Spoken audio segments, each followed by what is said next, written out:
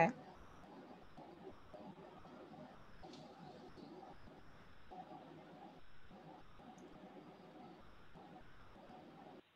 And we are live, so I'm going to go on ahead and share this really quickly onto our pages.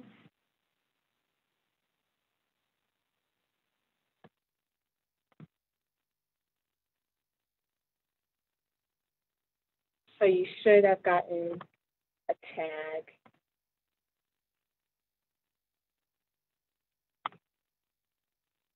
And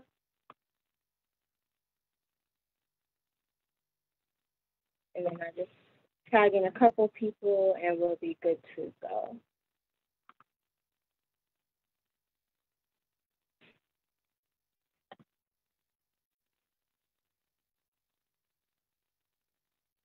The beginning part in terms of the technology is always a little bit interesting depending on how fast or slow the technology wants to work that day.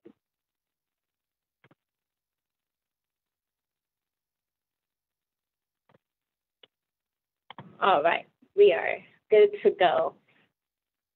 Greetings, everyone. I hope you are well. I hope that you are all having a great day. It is time for Natural Week Community Hour of Power.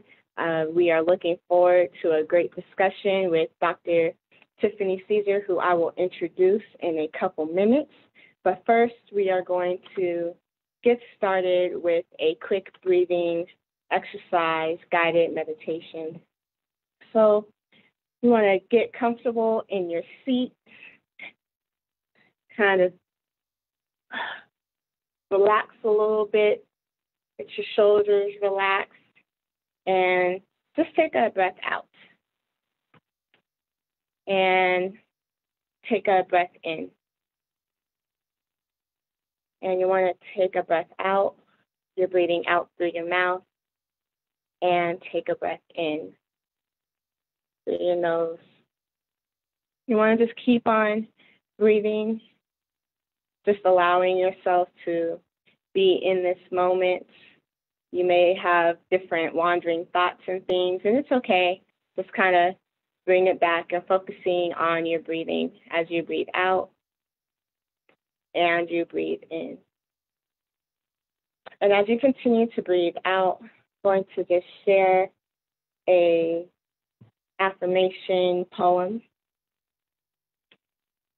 Healing is here. Healing is now. Healed is me. Freedom is here. Freedom is now. Freedom is me. Love is here. Love is now. Love is me. I am here. I am now.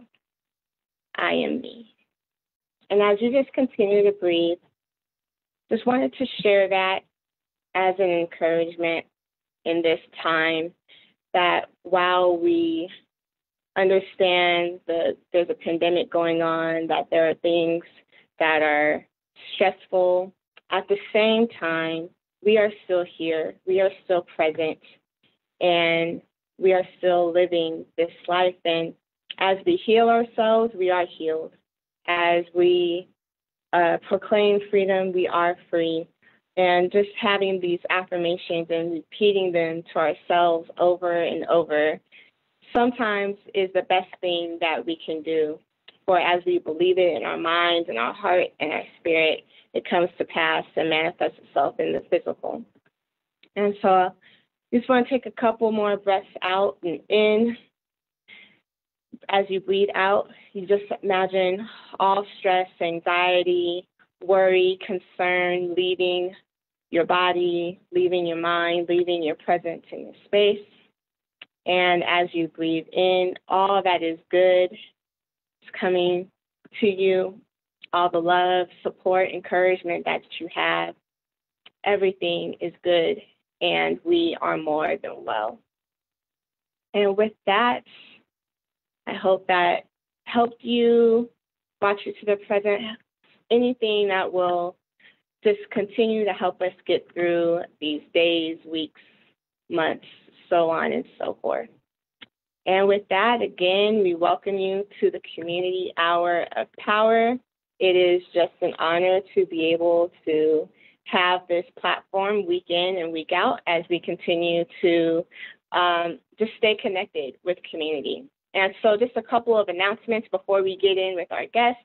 Thank you so much to everyone who continues to support the community feeding. We were able to feed 220 families last week, Saturday, and it was just great. So we thank you to Project Feed the One, New Providence Baptist Church, and of course our Natural Week community volunteers and donors and supporters. So we're just thankful. We are going to continue the community feeding. We will be back on August 29th at New Providence, 11 to 1. And we also have a couple of things in store coming up. September, we will have Money Mondays, which will be four Mondays of September, and we'll have a financial literacy workshop series hosted by our Associate Director, Timothy Bryant. We are looking forward to that.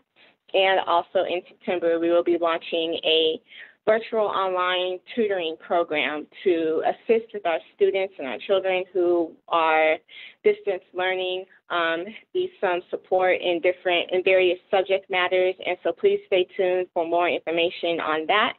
It's going to just be a great time. And part of that virtual tutoring time will also be some workshops in resume writing and also some college writing as well. So we're really looking forward to all of this and everything that Natural We is doing to continue to be a support and help to our people.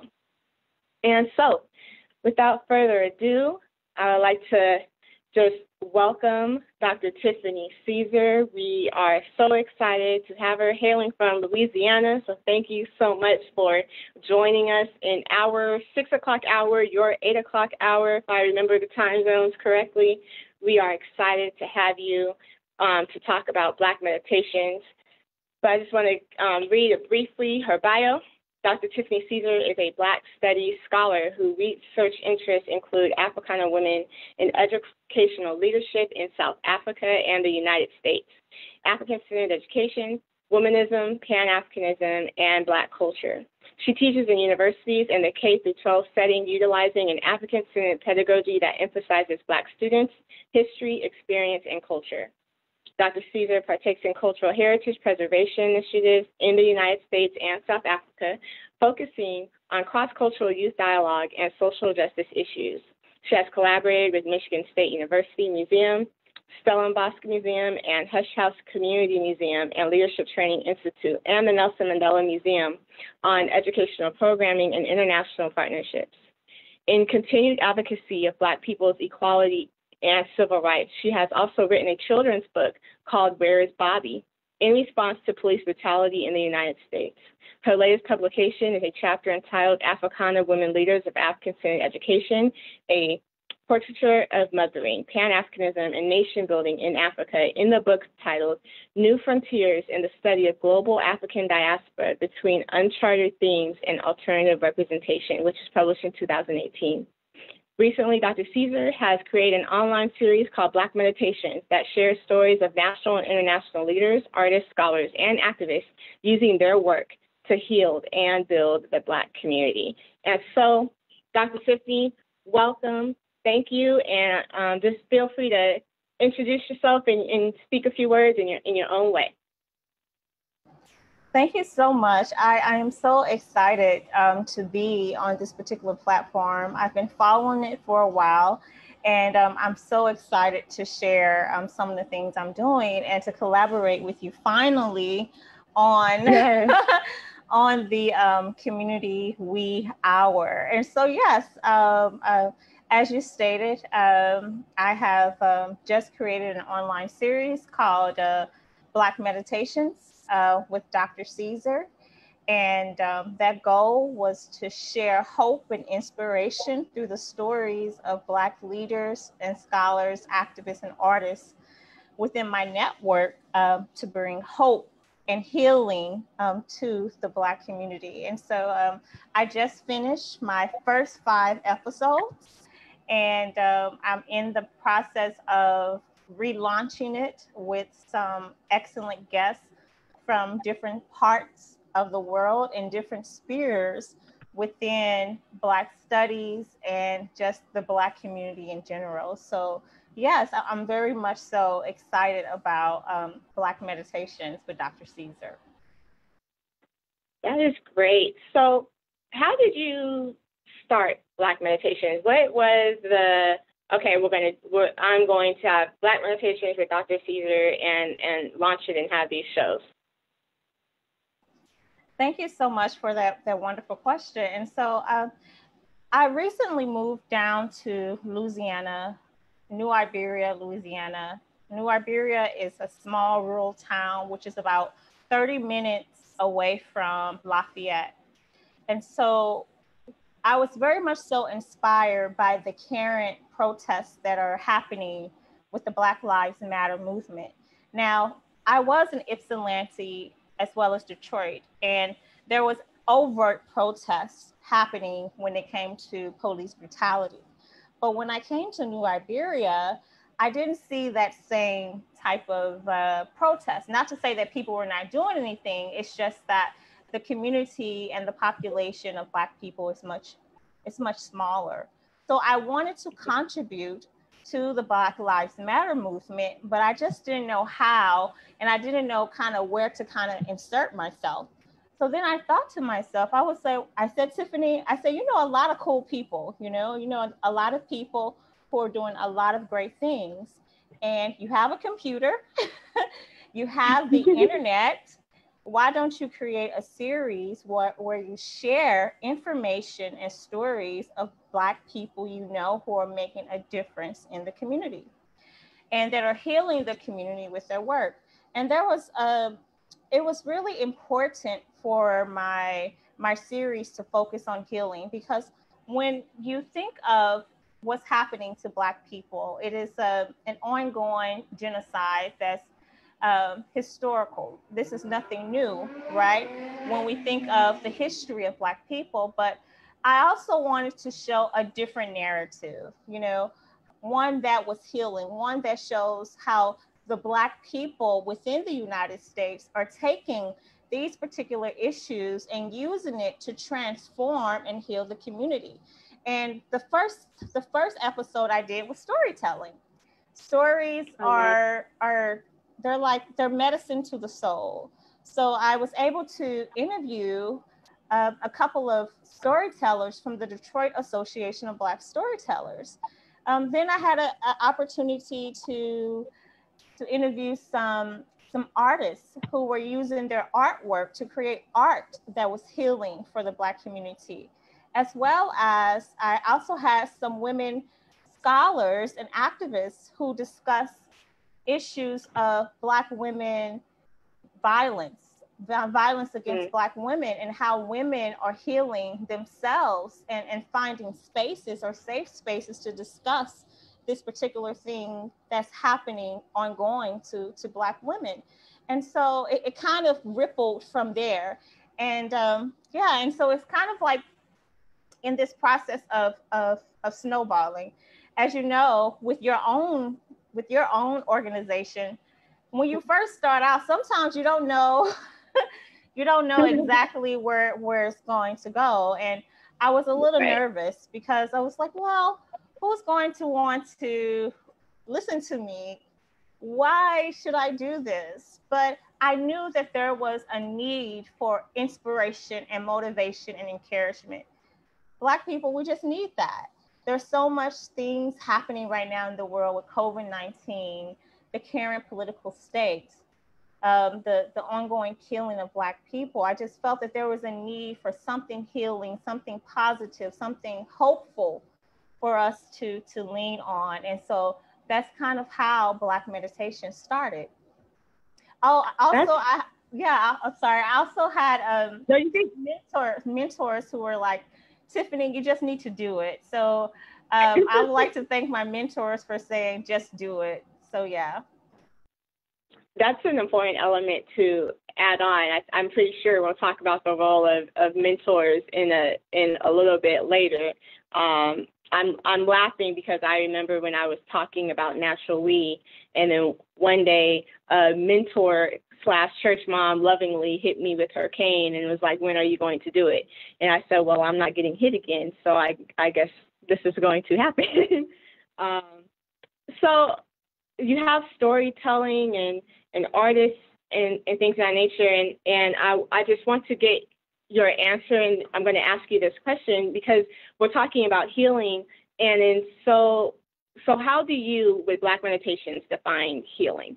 And I ask because for some people, well, healing is just self-care, or healing might be, well, I've lost some weight, or I finally gained a little bit of weight. Like, what is healing for Black Meditations? Thank you again for that question. Healing for Black meditation is collectivity. It is bringing people together to share stories and to motivate and encourage each other. It's this particular ideal of Ubuntu and how we have to work together in order to make things happen. And so when I was thinking of Black meditation, I was thinking of it as an online healing space where people can come, share their stories, and the audience can listen and be inspired and motivated to maybe make that change. Maybe somebody was listening to uh, Mary Grant, one of the storytellers that I interviewed, and they are like, oh my gosh, it's time for me to write their children's book. Maybe there was a young lady who was really upset with what happened to Meg the Stallion and said, you know what, I'm going to create their organization that protests violence against Black women. Or maybe there's an artist, a Black young boy who really enjoyed the discussion of the artist slash scholar Michael Wilson and say, you know what, I'm going to take my artistry just a little bit more serious. And so by showing role models, by showing the Black community that we already have our role models, we already have people who are doing great things that you can look up to, that can inspire you, then that's healing. It's healing because you realize that you're not alone and that you have a community of people. There is a collective where you can grow and sustain yourself in a positive way. So when I think of Black meditation, that's the type of healing I think of. I think of gathering. I think of us coming together. I think of us, you know, um, shedding positive words, speaking words of affirmation. I think of Nomo. I think of all these type of things so that we can build ourselves up as a people and know that we do not have to work in an isolate. Right. That is so important. The concept of Ubuntu, I am because we are, therefore I am. And really, when we talk about going back to our African cultural roots, a lot of times when we talk about, oh, it's not individual, it's community, and it's actually looking at them as a complementary pair and not this binary opposite, but really we have the community because of the individual. We have the individual because of the community. Now, I can't see the forest because of the trees is a common African proverb that I use with my students to kind of tease this out. And it's like, well, the forest is made up of the trees. And so if there's a tree, there's a forest. It's like, right. So when we talk about this individual and community aspect of it, and the individuals are working, then the community is working and being able to have this concept of Ubuntu and work together. So if you want to elaborate on that.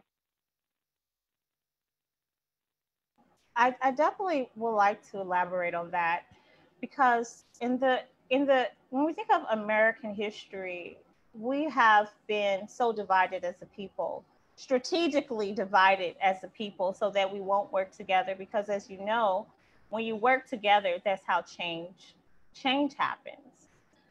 When I think of all the major movements, whether that's the civil rights movement, whether that's, the Harlem Renaissance, where you have a collectivity of artists, whether that's the current movement that's happening right now with Black Lives Matter, it's not one person. It's never just one person.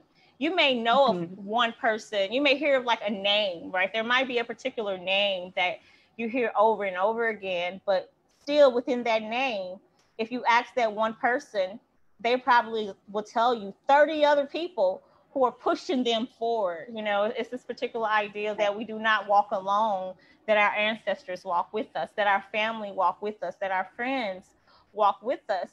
And more than ever, it's very important for Black people now to work together. It's just too much challenges and things going on for us to be divided. And so when I think of Black Meditations is all about bringing us together and bringing us together in positivity. I feel like there's enough negativity in the world. Whenever you turn on the TV, whenever you turn on the TV, there's something negative. And as you know, when we think of the media and the representation of Black culture, it's always in this negative light, right? Black people are gangbangers, you know, they're selling drugs, they're in jail, they're not educated. And Black meditation also is a space where I show positive representation of Black culture. And I won't even just say positive representation. I would say true representation of Black culture, right? And so it's a way that I can take media in my own hands and show a true depiction of what I see and what I experience, which is the antithesis of the narrative of the traditional media that we see on the TV. And so, and it's important because not only for the people in the United States, but also the global community, right? When you go Right. outside of the United States and you turn on TV, it's that same narrative. And I've been to South Africa, you know, I've been to Mexico, Amsterdam, I've been to, you know, a couple of different countries. And I'm always questioned, Mm. are people are surprised that I act a certain way? You know, because when they think of a Black woman, it's like, oh, she's promiscuous, right? She's ghetto, she has no class. And when I feel like I'm educated, or, you know, I have my PhD, or, you know, I'm not necessarily promiscuous, you know, or, you know, I don't fit these stereotypical images that are Mhm. constantly replayed on the television show. This is a benefit when we take the media, you know, and create our own spaces to kind of to show the truth. So in addition to that healing factor, it's also a great way to show a positive representation of Black culture, not only positive, but also a diverse representation of Black culture. You know, when we think of the Black woman alone, there's no one Black woman, right? You see what I'm saying? Mhm. I I'm think with you. of I'm with you. I think of all my friends. I think of all my friends, and if we stood in a line, none of us are the same. And so I think it's Right. important when we think of Black culture, when we think of Black scholars, when we think of Black artists and leaders and activists, that there is diversity. There are people doing different things, using different Right. platforms, and they are doing work that is positively contributing to the community. And it's just really important for me to kind of just make sure people know their names, you know, because who knows who may be inspired by that particular conversation? Right. Who knows what opportunity may happen from that, you know, from that particular segment on, you know, jazz in Detroit. You know, when I'm planning to interview like jazz artists from Detroit, or who knows what stereotype was, you know, discombobulated because they saw that, oh, okay, all Black women are not like that, right? And so these are some of the Right. things that occur when we create, just like your We Community Hour, when you provide spaces for different people within the Black community to speak, we allow people to see the diversity, the beauty, and the plethora of Black culture. That's beautiful. And one of the things that's kind of going on in my mind as you're speaking is how, because it's called Black Meditations, right? And so I can imagine someone's like, so what? Are we just going to sit here and meditate to some jazz music? And it's like, no, it's beyond that. But at the same time, there is this idea of meditating on what is being talked about and what is being shared. So as much as, like you talked about in terms of the media, if we constantly feed our spirit is meditating on those negative images, on the false history and so on and so forth. But we flip it, and now there's Black meditations with Dr. Ceasar. Meditate on the art of storytelling that goes all the way back to African cultural societies with the concept of the griot. Go back to looking at how music has always been part of our communities and societies, and so it's partaking in this cultural heritage and who we are. And so you're meditating on these stories and things like that, and so it's really inspiring and positive and just great. Thank you so much. I remember when I first created the series, I was like, it was really hard, like creating a name, nomenclature.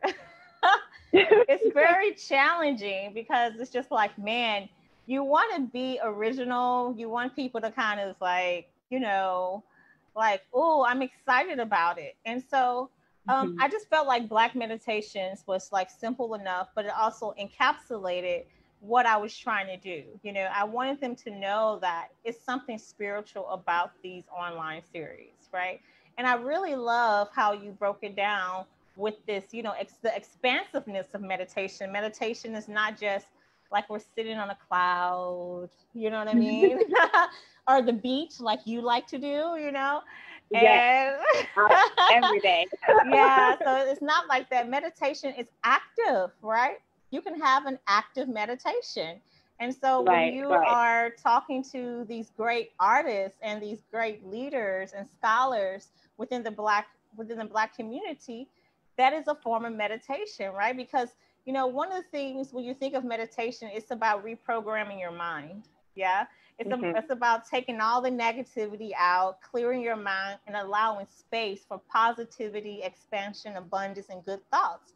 And so Right. it's a great way to do that. If you have these particular views about Chicago artists, and rappers and Black males' experience within the rap culture, maybe if you would have saw like my episode when I interviewed two Chicago artists, a rapper and producer, and you saw how positive they were, you would have, switched your particular ideal of Black males' experience within the rap culture, And so meditation is it's a form of transformation. So thank you for that. No problem. And so with that, I'm just going to go on the music aspect since you brought up the Chicago rapper and everything. So would you respond to someone who says, well, stereotypes also come from truth, and clearly there are these negative lyrics and artists and so on and so forth. So how would you respond to that in the context of Black meditation? Well, I think it's a really great question, right? And I think it's a very Black studies question, right? Uh, because Right. within when I think of Black studies, sometimes we have different camps of people. When we think of Black culture, we like to create hierarchies on what is the best of Black culture and what is not good representation of Black culture. But I believe in balance, okay? And so, and when I say I believe in balance, meaning that, there's not one way of looking at anything, right? Depending on your particular perspective, what looks good to you can be negative to others. Now, I do believe in this particular ideal of optimal consciousness by Linda James Myers, that Yes. the role of the artist is to uplift the Black community. So I do feel that if you are an artist, that in some type of capacity in your work, there has to be something that you're doing that enhances the Black community. But that does not mean that you can't create something, that's controversial, right? that may clash with these particular ideals of what's good and pure. For example, police brutality. We cannot erase police brutality from Black culture. There's no way you can make that positive, right? There's no way, we can discuss that without, seeing the negative aspect of death and dehumanization of Black people, right? Um, Right.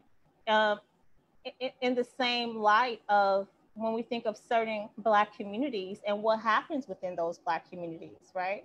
Um, uh, when it comes to poverty and gun violence, right? And just negligence, right, within the community. There are good and bad aspects in all cultures, and we have to be able to embrace all of it.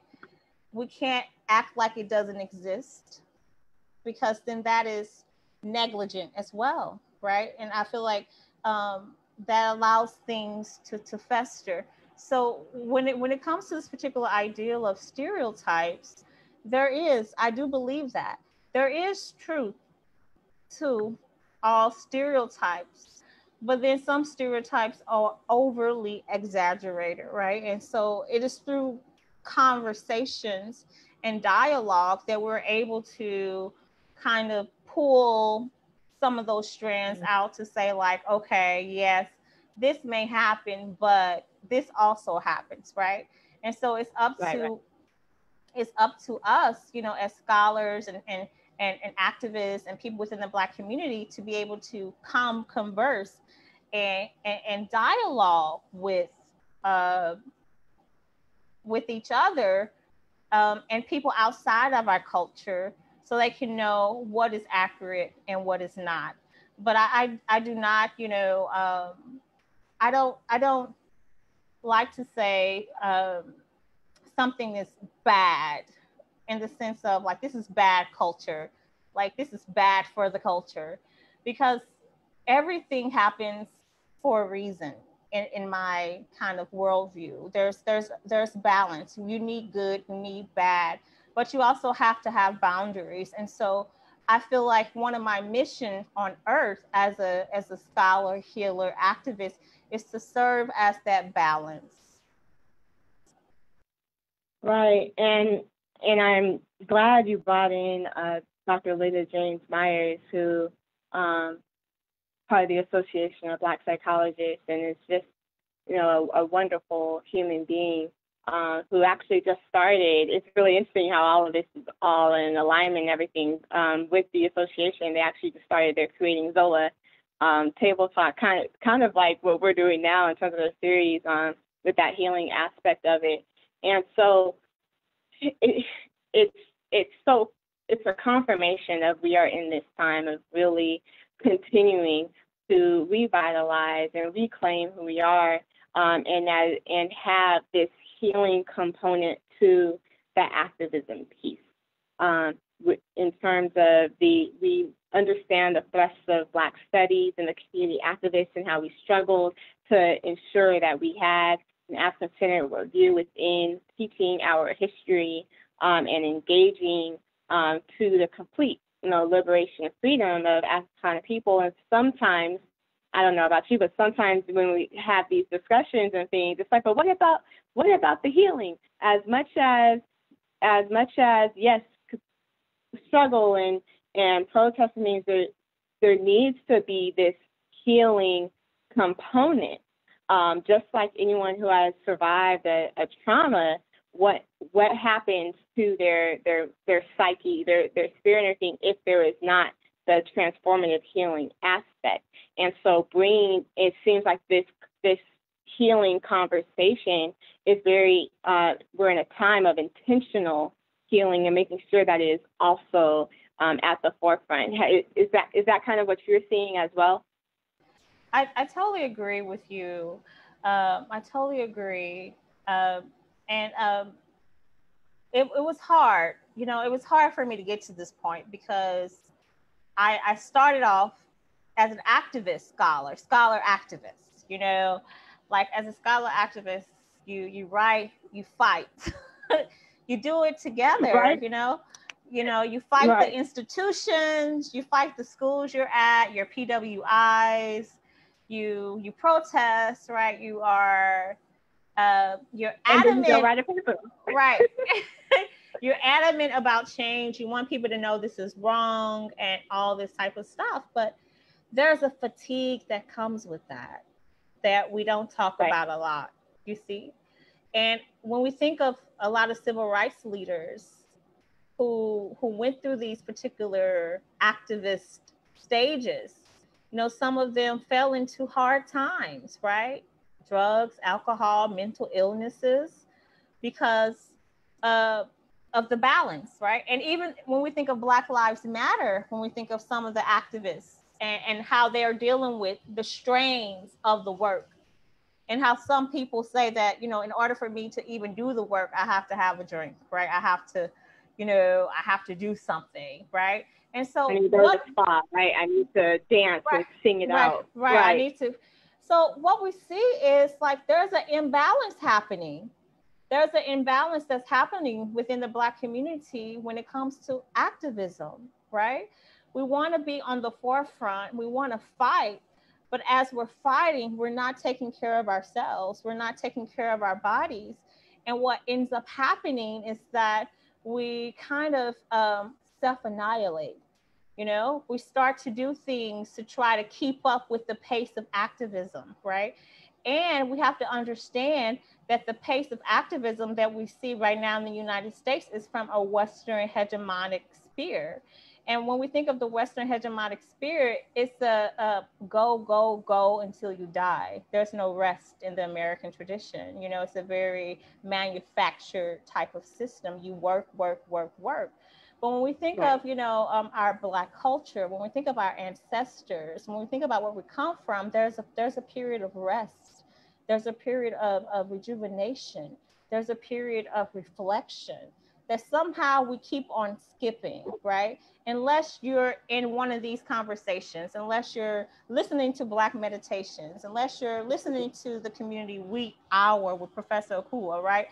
You know, you're missing it. And I'm hoping that through Black meditations that I'm also giving off this ideal that it's okay to rest, right? It's okay to stop. It's okay to reflect, right?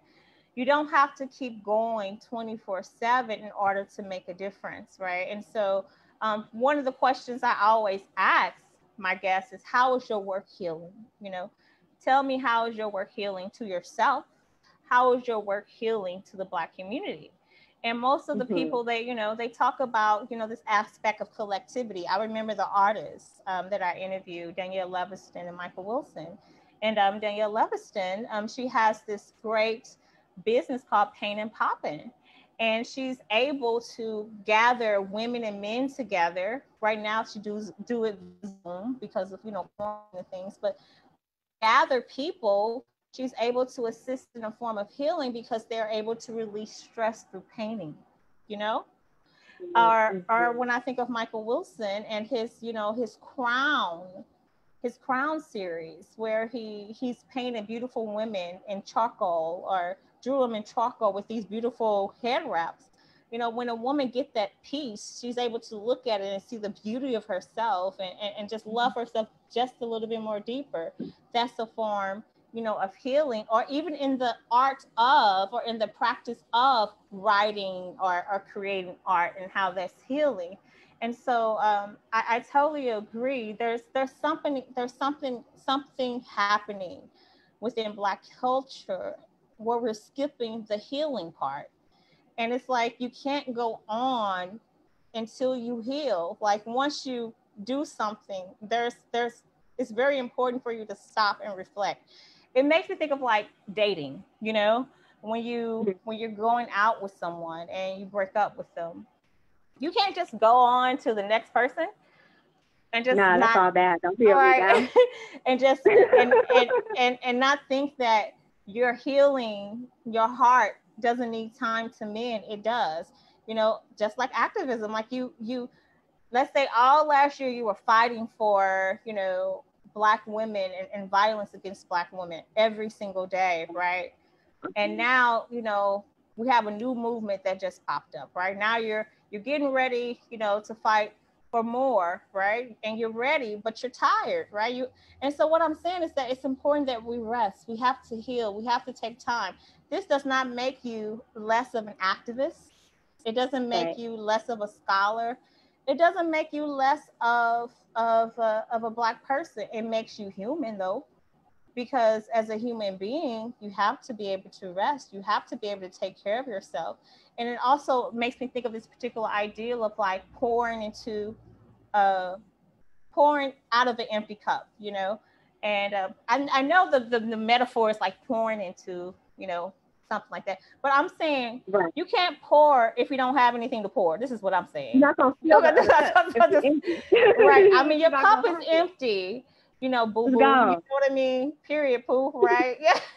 Your cup is empty, right? But you're still trying to be strong Black man and you're still trying to be strong Black woman, but you have nothing in your cup. And how can you be helpful in your activism, in your art, in your intellect, in your artistry if you have Yeah. nothing within yourself? So Yeah. Black meditations is also about that, about artists and leaders and scholars sharing their stories of how they're able to kind of self-reflect, rejuvenate, and heal themselves.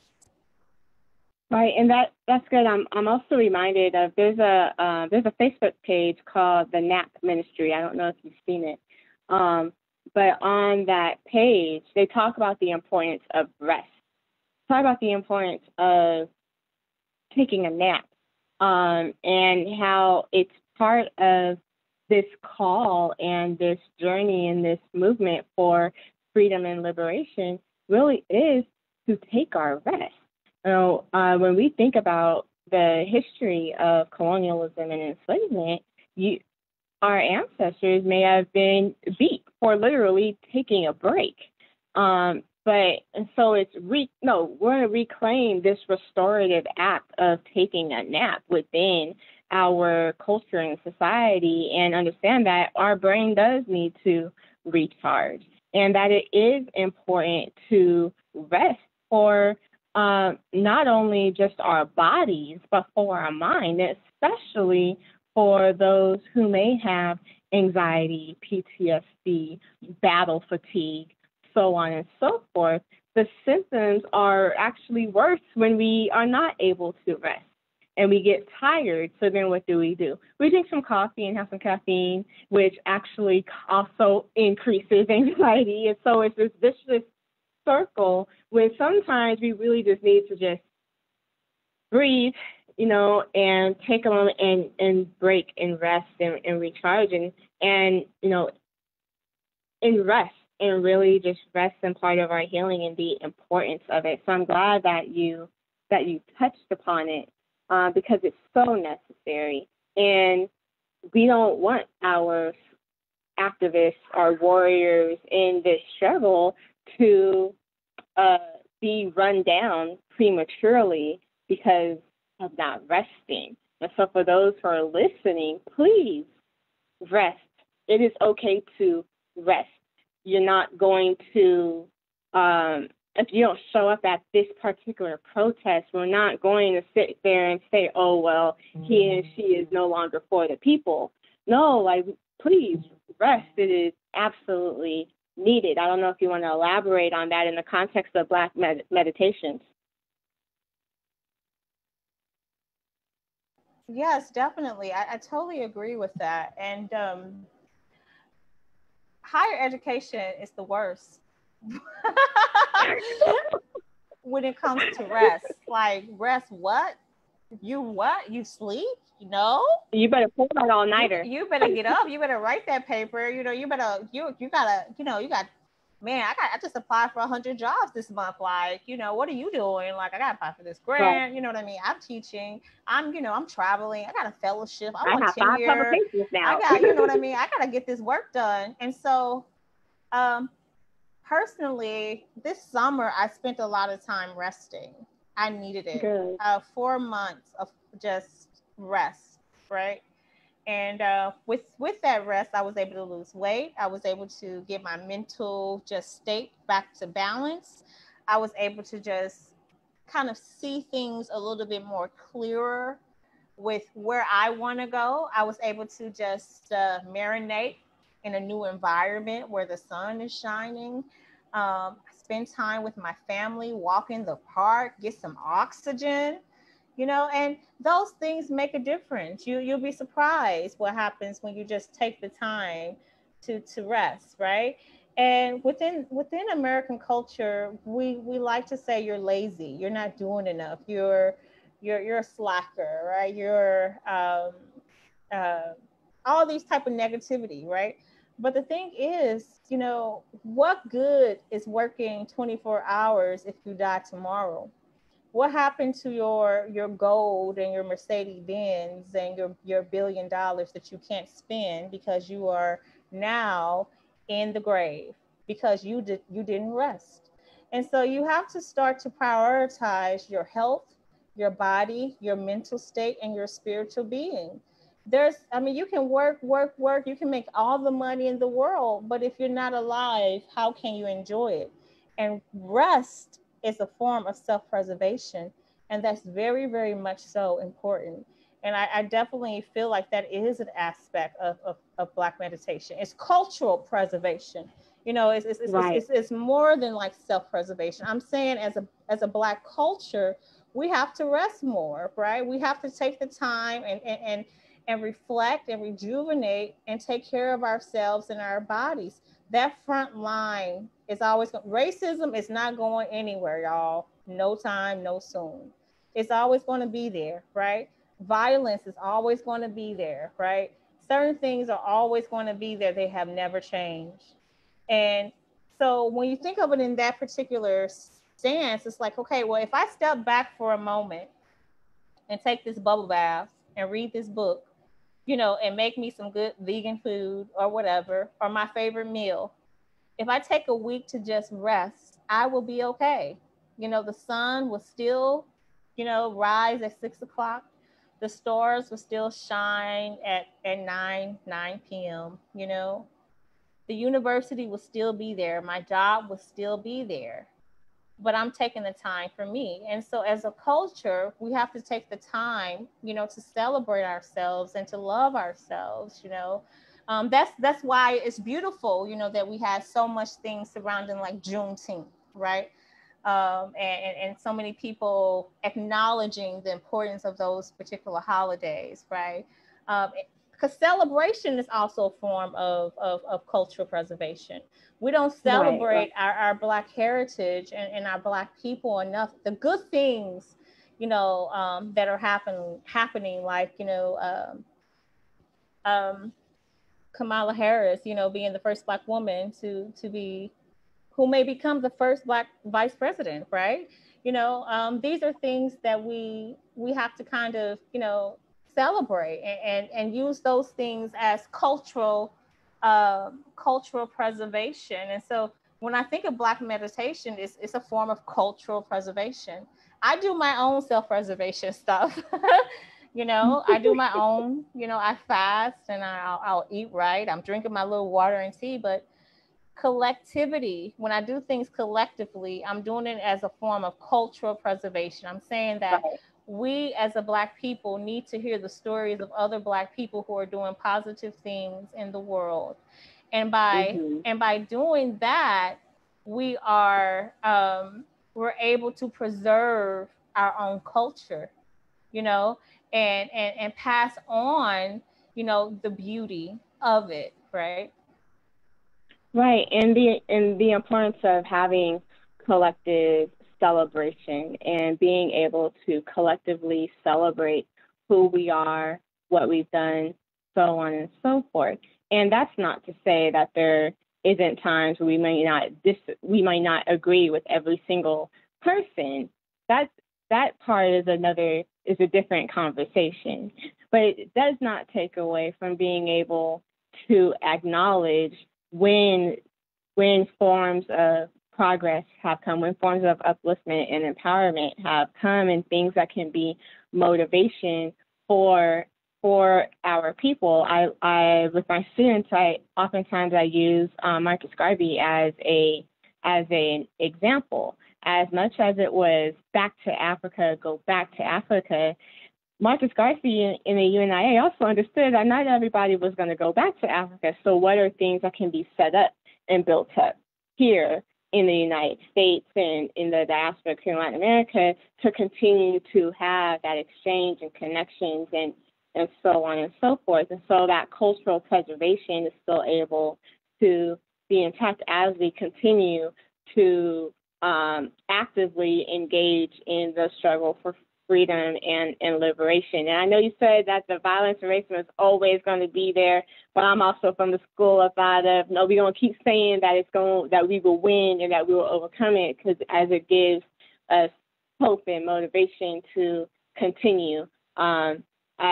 I must have a sports background, and so we don't go onto the court, onto the track, into the sparring ring, thinking that we might not win. It's like as soon as I get on, I'm going to win right away, and that sort of thing. Just so this is great. I know that we are beginning to run out of time. I just wanted to extend hand. Is there anything that you want to say? This has been an awesome time talking about healing and rest and education. I know you and I can talk for days about all these. We have similar interests and background, but I do want to give you space if you want to bring up anything else, any upcoming guests for Black Meditations. Thank you so much. I want to shout out my cousin is here. Hi, Mia. I see you on Zoom, and Zara. I want to say hello to you all. I want to say thank you, Professor Akua, and all the We community. I just really enjoyed myself. I really just want to emphasize this ideal of self-care and cultural preservation. Um, Black people, we have to take care of ourselves. We have to take care of ourselves. We have to eat right. We have to surround ourselves around positive people. We have to take care of our spirit. We have to take care of our mental spaces. I know sometimes everyone can't do like I did. I was able to like move to a whole nother country. I mean, another. Well, it feels like another country, right? Well, a whole nother state in the rural area, surrounded by trees, right? Everybody can't do that. I know I'm fortunate, but there's something you can do. Maybe it's yoga, right? Maybe it's listening to the sounds of Blackness. I love them, right? I love them. Maybe it is, going out with your favorite cousin or calling your best friend. You have to do something that's positive and uplift yourself, right? So my kind of like final major message is that we have to take care of ourselves, right? And as we take care of ourselves, it amplifies through the community. I couldn't do this if I didn't walk in the morning, right? I mean, I walked this morning for like an hour. And so that gave me energy, to just be all bright right now versus like me being, oh my goodness, I really don't want to be here. So when we take the time, when we take the time to take care of ourselves, then we can do the work, right? We can do the activism, we can do the intellectual work, we can do the artistry, we can fight the good fight. But if we don't take that time to rest, then we're just killing ourselves slowly but surely. So if you are out there and you haven't taken a break yet and you're on that front line, then sister or brother, today is your day. Dr. Tiffany Ceasar is saying stop, rest, and come back to it.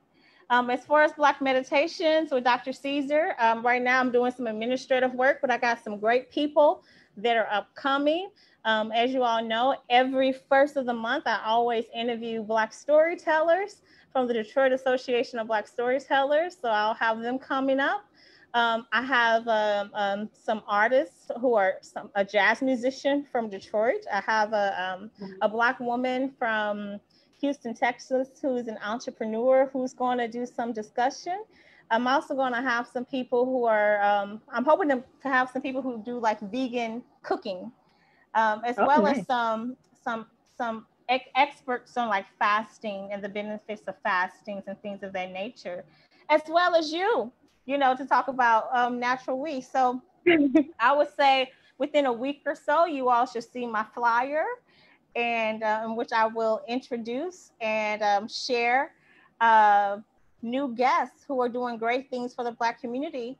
I am teaching this year. I'm going to be a fifth grade teacher in New Iberia, so I can't do it on Wednesdays as I've been doing it. So I'm moving my Black meditations to Saturdays. So it'll be probably Saturday evening. So I did want to let you all know to look out for that change. But that's about it. I'm very excited to go on, and this particular show has definitely inspired me to continue. Well, thank you. I'm looking forward to being on Black Meditations. I know it's going to be a great time. And, moving it to Saturday evening, that can just be part of your Saturday rest and meditation and having a weekend, taking some time for yourself. So it's all going to work out for moving it to Saturday. And just thank you for being on here. We appreciate it. We are grateful. We look forward to sharing your flyer to our platform and our network because it's just a great thing that you're doing. And also being able to have the artists and the storytellers and who are so vital to our community and cultural preservation. It's just a wonderful thing. So we thank you. We are grateful. And this has just been a wonderful discussion. I took a nap before we got on, and so I'm excited to take another nap.